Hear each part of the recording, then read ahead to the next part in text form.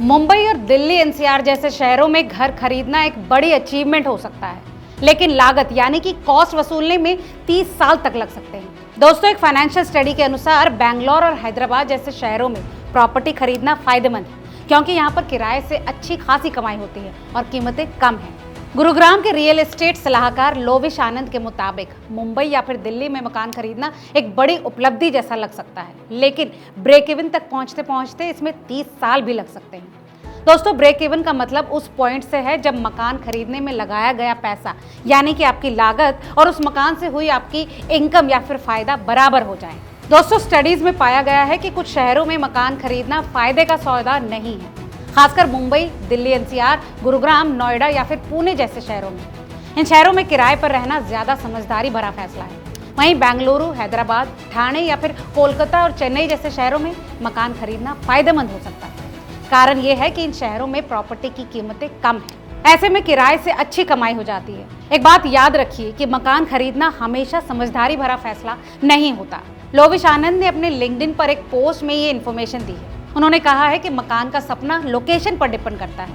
उन्होंने एक financial study का हवाला दिया और इसमें ईएमआई, स्टैंप ड्यूटी, रखरखाव, किराया, जमा और अवसर लागत यानी कि अपॉर्चुनिटी कॉस्ट को कंपेयर किया गया है। आनंद चेतावनी देते हैं कि आपका सपनों का घर आपका सबसे खराब इन्वेस्टमेंट भी हो सकता है। ये शहर पर निर्भर करता है। दरअसल मुंबई, दिल्ली एनसीआर, गुरुग्राम, नोएडा और पुणे जैसे शहरों में प्रॉपर्टी की कीमतें बहुत ज्यादा है। इन शहरों में किराए से होने वाली कमाई उससे कंपैरिजन में कम है।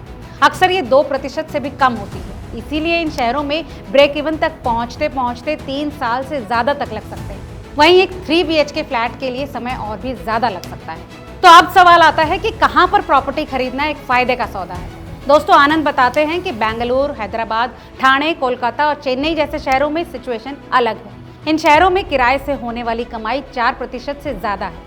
प्रॉपर्टी की कीमतें भी कम हैं, इसीलिए इन शहरों में मकान खरीदने वाले 3 से 8 सालों में ही फायदे पर आ सकते हैं, खासकर 2 BHK यूनिट के लिए।